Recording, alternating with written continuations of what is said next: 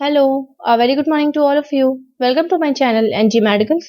तो इससे पहले वाली वीडियो में हमने हाइपोथायराइडिज्म डिस्कस कर लिया था। Now we are going to see hyperthyroidism. So hyper means होता है, if we break this word, hyper means increased, thyroidism means thyroid hormone. So increase in the thyroid hormone in this condition that is known as hyperthyroidism. So now we are going to see कि क्यों हो रहा है, कैसे हो रहा है और थायराइड हार्मोन का हमारी बॉडी में क्या इंपॉर्टेंस है। तो first of all you have to know what is thyroid gland, जहां से ये थायराइड हार्मोन निकल रहा है। तो थायराइड ग्लैंड एक बटरफ्लाई शेप्ड ग्लैंड होती है जो कि आपके नेक के ऊपर होती है, on the top of the neck and below the larynx and on the trachea. ठीक है, तो लैरिंग्स के जस्ट नीचे और ट्रैकिया के जस्ट ऊपर आपके एक बटरफ्लाई शेप्ड स्ट्रक्चर होता है जिसको हम थायराइड ग्लैंड बोलते हैं। पीछे से ये शील्ड लाइक स्ट्रक्चर की तरह दिखता है। सो इसका मेन फंक्शन क्या है कि तीन तरह के इंपॉर्टेंट हार्मोन्स को रिलीज करता है, that is T3, T4 and calcitonin hormone. So according to the introduction, जो थायराइड वर्ड है ये एक ग्रीक वर्ड से निकला है जिसका मीनिंग शील्ड शेप्ड है। तो यहाँ पे आप देख लो, मैंने आपको पहले ही बता दिया, सामने से ये कैसा लग रहा है आपको, बटरफ्लाई शेप्ड, और ये अंदर से थोड़ा सा शील्ड लाइक स्ट्रक्चर लग रहा है। तो एक तरह से ये शील्ड शेप्ड स्ट्रक्चर है जो कि एक शील्ड की तरह ही काम करता है। अगर थायराइड हार्मोन हमारा फंक्शन नहीं करेगा तो हमारे बॉडी का कंप्लीट मेटाबॉलिज्म डिस्टर्ब हो जाएगा, क्योंकि थायराइड ही एक ऐसा हार्मोन है जो कि आपके ब्रेन को, आपके हार्ट को, आपके डाइजेशन को, आपके बॉडी के सेल्स को, आपके बॉडी के मसल्स को फंक्शन कराने में, नॉर्मल फंक्शन कराने में हेल्प करता है। ओके, तो इसका मेन फंक्शन क्या है थायराइड ग्लैंड का, कि वो हार्मोन सिक्रीट करता है। कौन सा hormone? That is thyroid hormone, जो कि इंक्रीज हो जाता है हाइपरथायराइडिज्म में। ये एक एंडोक्राइन सिस्टम डिसऑर्डर है। एंडोक्राइन, एक्सोक्राइन, दो सिस्टम होते हैं हमारे पास। एंडोक्राइन सिस्टम मीन्स होता है कि जो सिस्टम हार्मोन्स को डायरेक्टली ब्लड के अंदर सेंड करता है या सिक्रीट कराता है, उस सिस्टम को हम एंडोक्राइन सिस्टम बोल रहे हैं। तो थायराइड हार्मोन भी डायरेक्टली ब्लड के अंदर जाता है with the help of the thyroid gland. Definition क्या बोल रही है कि हाइपरथायराइडिज्म एक तरह का डिसऑर्डर है, एक तरह की ये डिजीज है जिसमें थायराइड ग्लैंड का जो फंक्शन है वो फास्ट हो जाता है। उसको जितना नॉर्मल थायराइड हार्मोन निकालना चाहिए वो फास्ट फंक्शन करने लगती है और ज्यादा से ज्यादा हार्मोन सिक्रीट करने लगती है आपकी बॉडी से की नीड से ज्यादा। इसके अलावा सेकंड जो डेफिनेशन है वो बता रही है कि जो हाइपरथायराइडिज्म कंडीशन है ये ओवर एक्टिव थायराइड ग्लैंड की वजह से हो रहा है। कुछ भी कॉज हो, लेकिन फाइनली क्या हो रहा है कि आपकी थायराइड ग्लैंड पे ही पूरा पूरा इफेक्ट आ रहा है और वही डिसफंक्शन कर रही है, और बहुत ज्यादा, जिसका रिजल्ट क्या निकला है कि बहुत ज्यादा थायराइड हार्मोन निकाल रही है। थायरोक्सिन हार्मोन, थायरोक्सिन हार्मोन हमारा T4 हार्मोन होता है जो कि मेन हार्मोन है थायराइड ग्लैंड का। क्यों है वो मैं आपको इस फिगर से एक्सप्लेन करूंगी। तो सबसे पहले जैसा कि आप देख सकते हो कि हमारे पास ये जो फिगर है, इसमें आपका हाइपोथैलेमस, जो कि हमारा ब्रेन जिसको हम बोलते हैं, ब्रेन में हाइपोथैलेमस एक पार्ट होता है। ठीक है, उसने क्या किया, सबसे पहले उसने स्टार्ट किया TRH को रिलीज कराना। TRH क्या है? TRH is thyroid releasing hormone. ये एक तरह का हार्मोन है जो कि डायरेक्ट आपके ब्रेन से निकलता है और आपकी एंटीरियर पिट्यूटरी ग्लैंड तक जाता है। एंटीरियर पिट्यूटरी ग्लैंड भी आपके ब्रेन के अंदर ही होती है, आपके ब्रेन के अंदर होती है एंटीरियर पिट्यूटरी ग्लैंड। और ये क्या करती है, जैसे ही TRH इसके पास पहुंचता है एक मैसेज लेके कि ऐसा है, अभी हमें थायराइड हार्मोन को निकलवाना है, तो वो TSH, that is thyroid stimulating hormone को रिलीज करती है। हाइपोथैलेमस ने TRH निकाला, TRH आपके पिट्यूटरी ग्लैंड में गया, एंटीरियर पिट्यूटरी ग्लैंड में। एंटीरियर पिट्यूटरी ग्लैंड ने क्या किया कि थायराइड स्टिमुलेटिंग हार्मोन को निकाला। ये थायराइड स्टिमुलेटिंग हार्मोन आपका डायरेक्ट कहाँ जाएगा, आपके शील्ड लाइक ग्लैंड में, that is thyroid gland. Thyroid gland में जाने के बाद ये थायराइड ग्लैंड को एक्टिवेट कर देगा, उसके सेल्स को एक्टिवेट कर देगा, जिससे कि वो तीन तरह के हार्मोन को रिलीज करेगी, that is T3, T4 and calcitonin. Calcitonin calcium की तरह काम करता है, इसके बारे में हम बात नहीं करेंगे क्योंकि इसका यहाँ पे अभी कोई रोल नहीं है। T4 और T3 की हम बात करेंगे।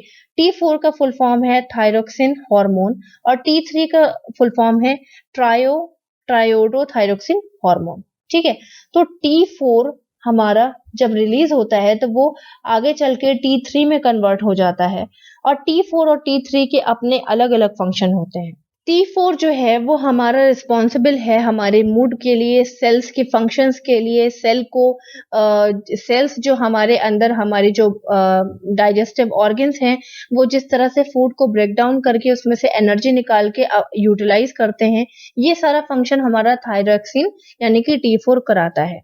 इसके अलावा ये अपने आप को बाद में T3 में कन्वर्ट कर लेता है, जिससे कि T3 क्या करता है कि हमारे ब्रेन के डेवलपमेंट में, हमारे ब्रेन के नॉर्मल फंक्शन में, हमारे हार्ट के नॉर्मल फंक्शन में, हमारे डाइजेस्टिव सिस्टम के नॉर्मल फंक्शन में, इन सारे फंक्शन में काम करने में हेल्प करता है।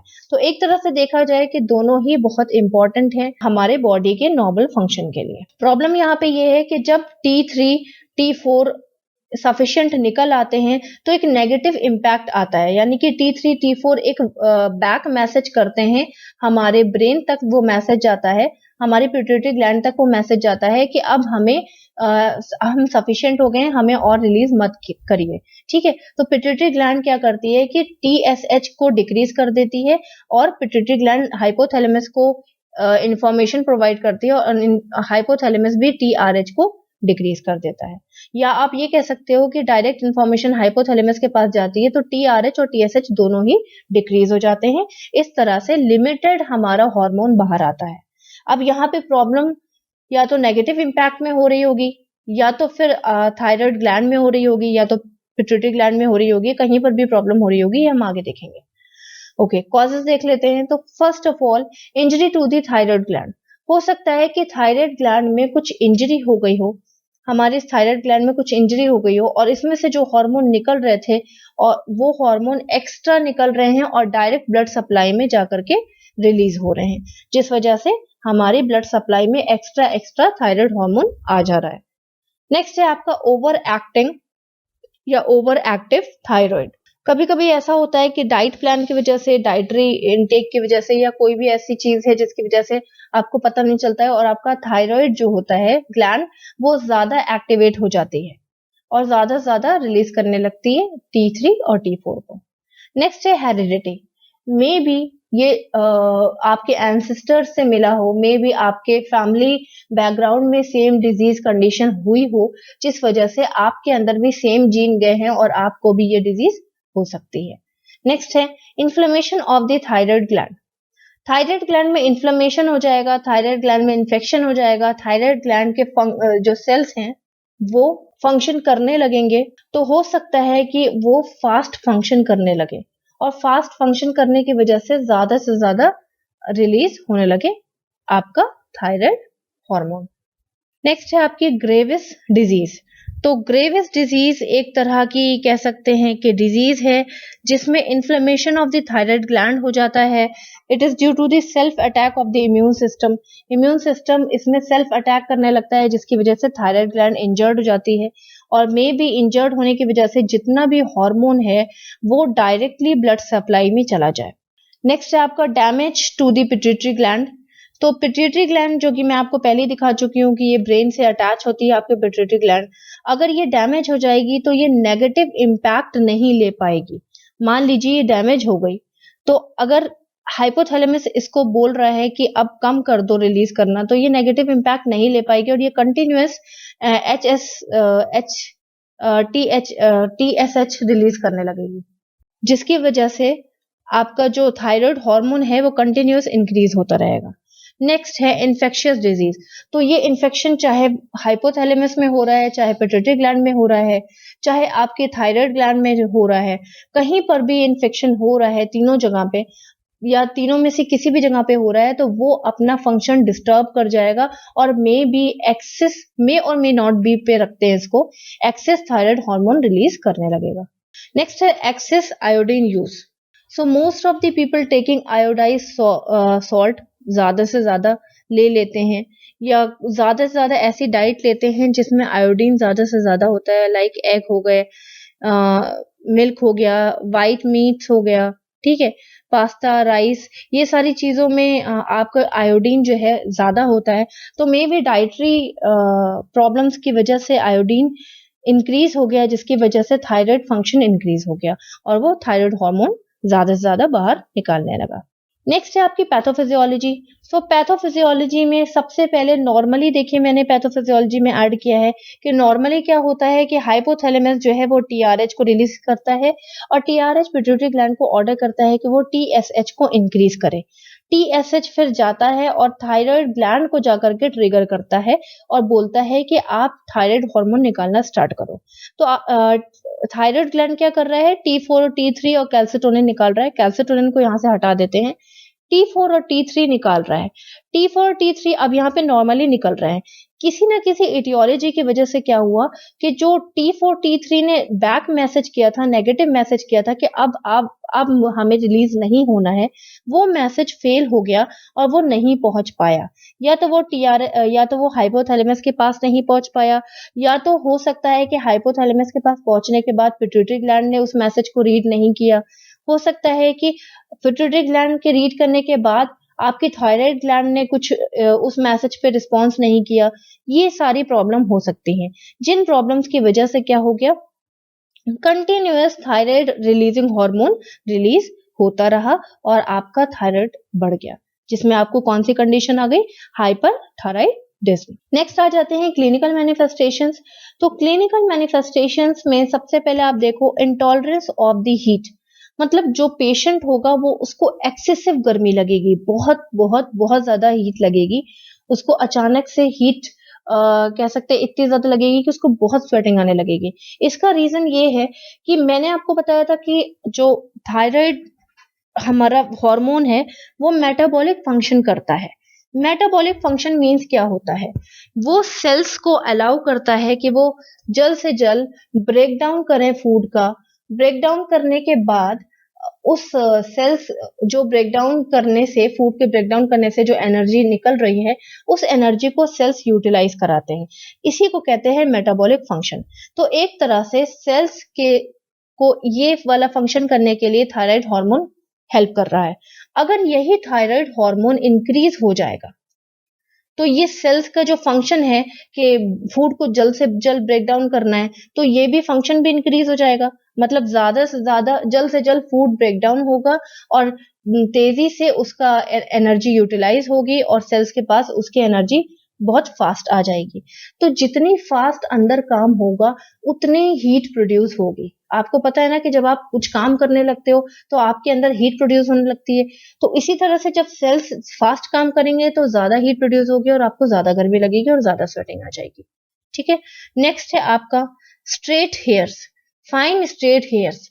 स्ट्रेट हेयर्स इसलिए हो जाएंगे क्योंकि जब हेयर्स को सफिशिएंट कह सकते हैं कि अमाउंट में कोई चीज नहीं मिलेगी, कभी एक्स्ट्रा मिलेगी कभी कम मिलेगी, तो हेयर फॉलिकल्स क्या होंगे, इंजर्ड होने लगेंगे। कहने का मतलब ये है कि चाहे हाइपोथायराइडिज्म हो चाहे हाइपरथायराइडिज्म हो, दोनों ही कंडीशन में हेयर फॉलिकल्स डैमेज होने लगते हैं। जब हेयर फॉलिकल्स डैमेज होने लगते हैं तो वो थिन और स्ट्रेट हो जाते हैं। नेक्स्ट है आपके हेयर्स थिन और स्ट्रेट हो जाते हैं। नेक्स्ट है आपका bulging eyes. Bulging eyes means होता है आंखों में स्वेलिंग आ जाना और आंखें बाहर दिखने लगना, जैसे कि यहाँ पे दिख रही हैं। बल्जिंग आईज इसलिए होगा क्योंकि जब थायराइड हार्मोन इंक्रीज हो जाता है तो वो आपके आईज के अंदर जो एक रेटिना होती है जो कि आपको विजन देने का काम करती है, यहाँ पे पीछे रेटिना होती है आईज के, ये आपका लेंस है आई का, और पीछे इसके रेटिना होती है जो कि विजन देने का काम करती है, आपको सामने की इमेज दिखाने का काम करती है। उस रेटिना के अंदर सेल्स होते हैं कोन्स एंड रॉड सेल्स, उन पे बहुत प्रेशर पड़ने लगता है थायराइड हार्मोन का। जब उन पे प्रेशर पड़ने लगता है तो आपकी रेटिना जो है वो थोड़ी सी डिस्टर्ब हो जाती है और इन्फ्लेमेट हो जाती है। ठीक है, उसके सेल्स जब इन्फ्लेमेट हो जाएंगे तो आपकी आंखों में स्वेलिंग सी आ जाएगी और आपकी आंखें बाहर सी और बड़ी बड़ी सी दिखने लगेंगी। नेक्स्ट है facial flushing. Facial flushing means होता है फेस का रेड हो जाना, जैसे कि ये फेस रेड हो चुका है।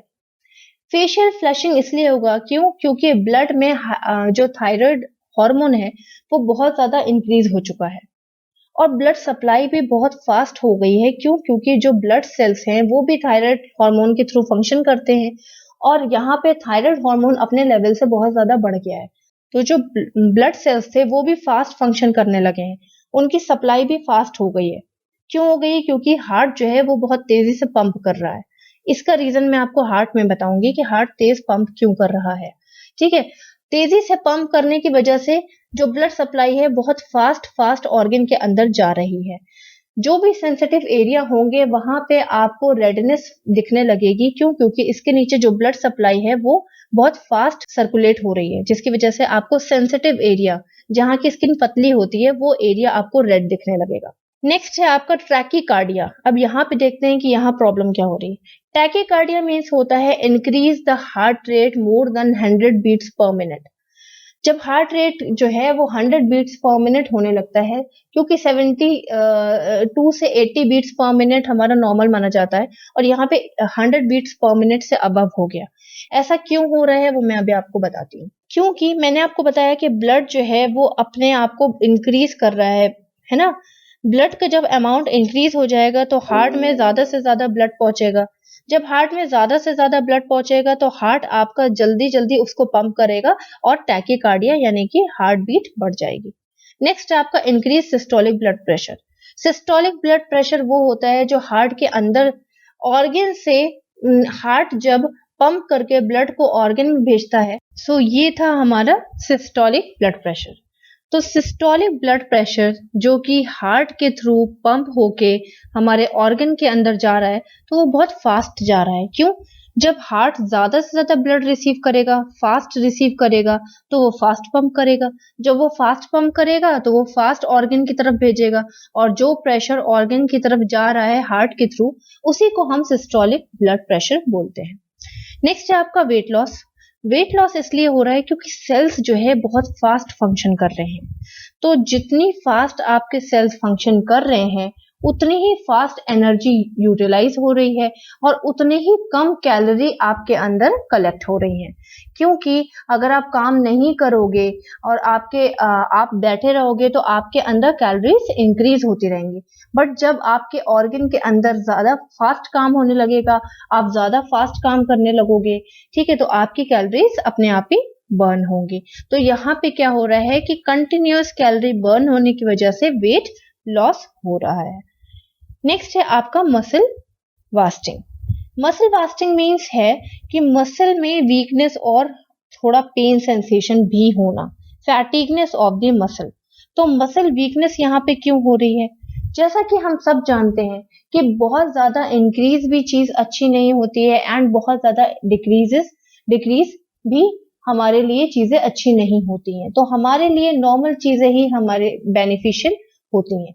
सो अगर थायराइड हार्मोन ज्यादा से ज्यादा डिक्रीज हो जाएगा आपके अंदर तो आपके मसल्स को कम से कम एनर्जी मिलेगी और उसी तरह से जब बहुत ज्यादा थायराइड हार्मोन इंक्रीज हो जाएगा तो आपके मसल्स पे ज्यादा से ज्यादा प्रेशर पड़ने लगेगा और आपके मसल सेल्स जो होंगे वो डिस्टरप्ट होने लगेंगे, डिस्ट्रॉय होने लगेंगे, जिसकी वजह से उनके अंदर वीकनेस आना शुरू हो जाएगी और पेन भी होगा।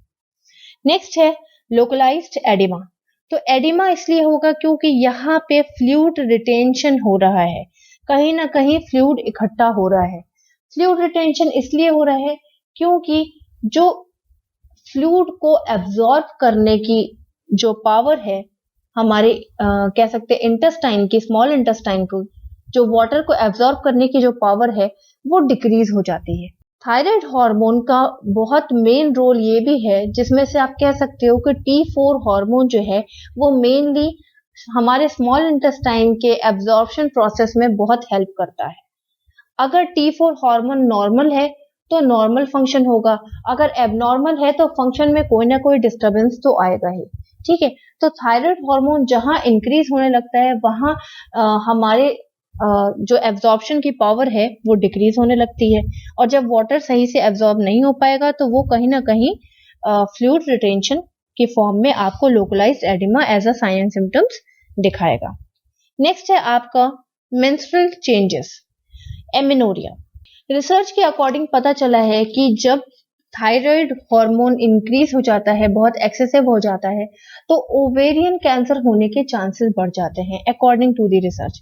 तो अगर ओवेरियन कैंसर की वजह से abnormal growth of the cells अंदर होगी, तो अंदर जो मेंस्ट्रुअल फॉलिकल्स बनते हैं, जो फॉलिकल्स बनने के बाद जो आपका पर मंथ मेंस्ट्रुअल साइकिल आता है, तो वो डिस्टर्ब हो जाएगा।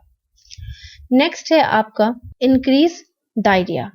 तो मैंने आपको बताया कि फ्लूइड को एब्जॉर्ब करने की पावर डिक्रीज हो गई है। तो ये जो आपको स्मॉल इंटेस्टाइन है आपको दिख रही हैं, ये कम से कम वाटर को एब्जॉर्ब करेंगी, ठीक, और ज्यादा से ज्यादा वाटर क्या होगा, हमारे स्टूल के अंदर रह जाएगा।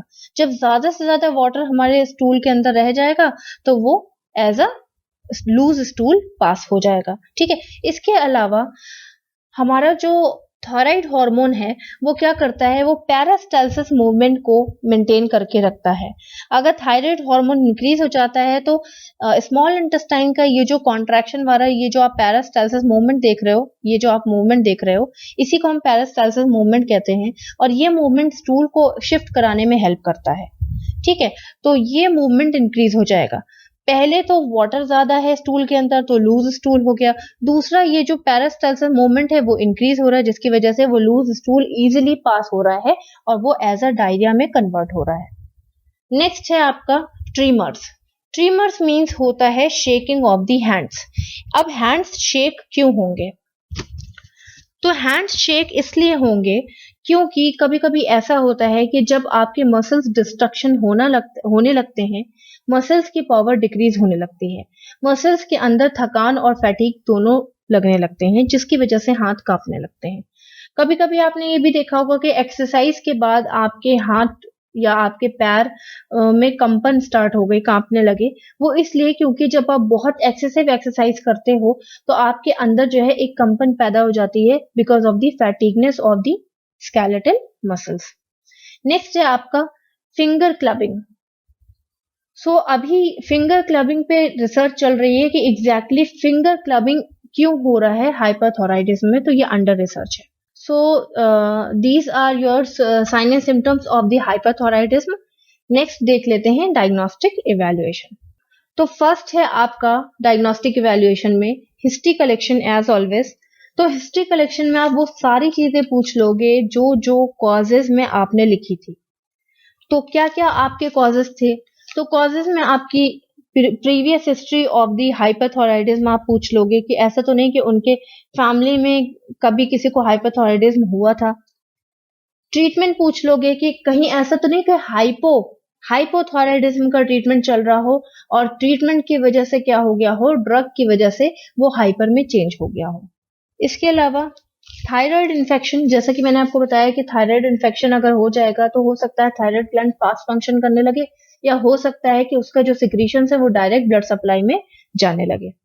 नेक्स्ट है आपका पिट्यूटरी कैंसर। पिट्यूटरी कैंसर की वजह से abnormal growth of the cells हो जाएगा, जिसके अंदर जो पिट्यूटरी का जो फंक्शन है हो सकता है नेगेटिव इम्पैक्ट वो ना ले पा रही हो, या हो सकता है कि वो ज्यादा से ज्यादा हार्मोन सिक्रीट करने लगे।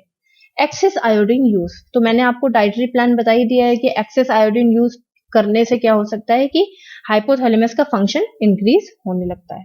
नेक्स्ट है आपका फिजिकल एग्जामिनेशन। तो फिजिकल एग्जामिनेशन में एज ऑलवेज आपको क्या करना है, वाइटल साइंस करना है।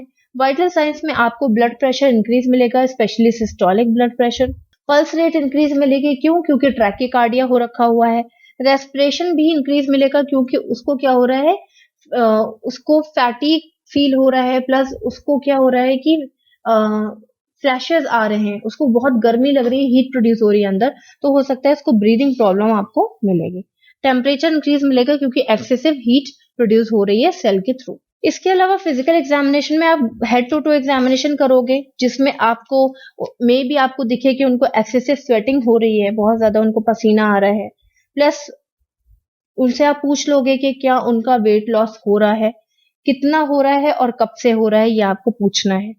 मसल वीकनेस के बारे में आप उनसे पूछ सकते हो कि ऐसा तो नहीं है कि हैंड शेक करने लगते हैं, कोई हैवी फंक्शन या हैवी कोई चीज उठाने से हैंड शेक करने लगते हैं। हेड टू टो एग्जामिनेशन में आप उनको लोकलाइज्ड एडिमा देख लोगे कि कहीं ऐसा तो नहीं कि उनके पैरों में एडिमा हो रखा हुआ है, इसके अलावा आप उनसे उनका डाइट प्लान पूछ सकते हो, मे बी वो आयोडीन इंटेक ज़्यादा लेते हो। डायरिया के बारे में आप पूछ सकते हैं। एमेनोरिया के बारे में आप पूछ सकते हैं कि उनकी मेंस्ट्रुअल हिस्ट्री कैसी है, सही चल रही है या नहीं चल रही है। फिंगर क्लबिंग आप एनालाइज कर सकते हो उनके हैंड्स में, उनके लेग्स में, दोनों की तरफ। इसके अलावा फेस में आप उनका रेड फेस भी देख सकते हो कि मे बी उनके फेस में रेडनेस। तो ये सारे साइन एंड सिम्टम से ही आपको पता चल जाएगा कि ये कौन सी कंडीशन है, hyperthyroidism. Next we are going to see the management. So in management, first we are going to see the medical management. In medical management, drug therapy we have to give. So in drug therapy, the suitable drugs are methimazole. It is 15 mg per day oral. आप उन्हें BD में दे सकते हो। इसका main function ये है कि ये क्या करती है, ये थायराइड हार्मोन को रिलीज होने से ब्लॉक करती है। इसका मेन फंक्शन क्या है कि एक तरह से जो चीज प्रॉब्लम क्रिएट कर रही है, थायराइड हार्मोन प्रॉब्लम क्रिएट कर रहा है, तो उसको ही रिलीज होने से प्रिवेंट करती है। नेक्स्ट है आपका प्रोफाइल थायोयूरेसिल। प्रोफाइल थायोयूरेसिल जो है वो 50 mg oral BD per day आप दे सकते हो। ये टैबलेट फॉर्म में आती है इस तरह से। इसका भी मेन फंक्शन यही है कि जो भी थायराइड हार्मोन रिलीज हो चुका है उसको डिक्रीज, उसके इफेक्ट को डिक्रीज करती है, प्लस उसका प्रोडक्शन भी डिक्रीज करती है। इसके अलावा आप डाइट प्लान करा सकते हो। डाइट प्लान में आप उनको वो चीजें मना करोगे जिसमें आयोडीन ज्यादा होता है, या अगर उनको लाइक आयोडीन लेना भी है तो वो सी सॉल्ट ले सकते हैं। सी सॉल्ट आपके थायराइड हार्मोन को इन्फ्लुएंस नहीं करता है, बढ़ने नहीं देता है, आपके अंदर का थायराइड लेवल इंक्रीज नहीं होता है, जिसे हम नॉन आयोडाइज सॉल्ट भी बोलते हैं। नॉन आयोडाइज सॉल्ट या सी सॉल्ट एक ही चीज होती है।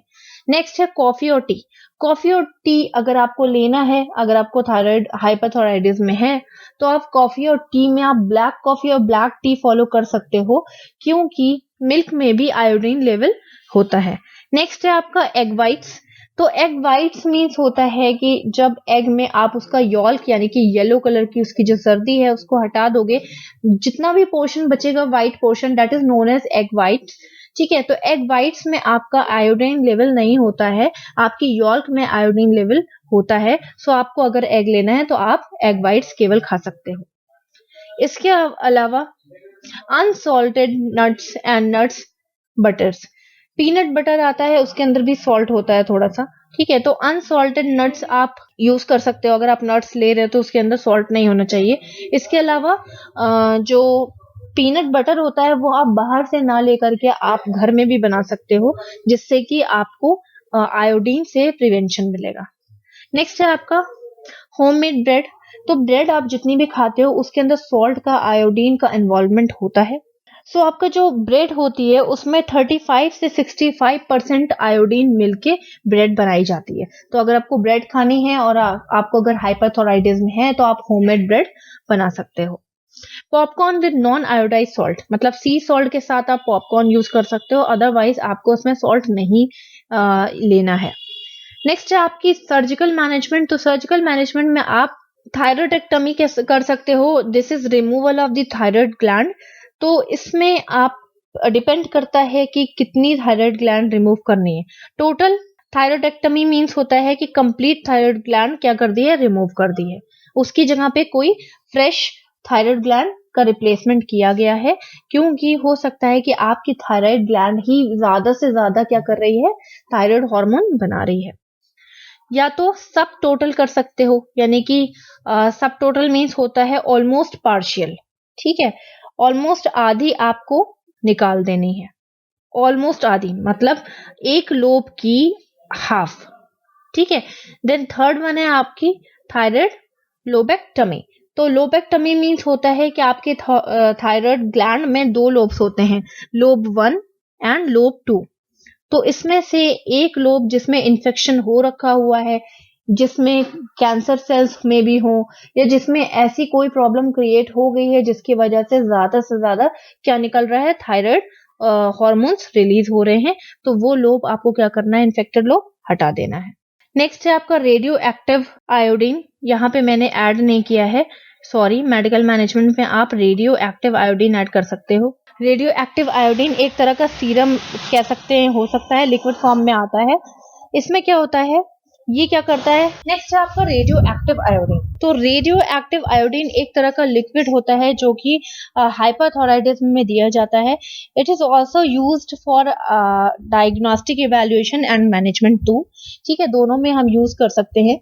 रेडियो एक्टिव आयोडीन में क्या होता है कि जो भी आयोडीन दिया जाता है पेशेंट को लिक्विड फॉर्म में, वो डायरेक्ट जाता है आपकी थायराइड ग्लैंड में जाता है, और आपके थायराइड ग्लैंड में जाने के बाद ये थायराइड ग्लैंड के बीटा सेल्स पे जाकर के अटैक करता है और अपने आसपास के सेल्स में थोड़ा सा कह सकते हैं डैमेज करता है।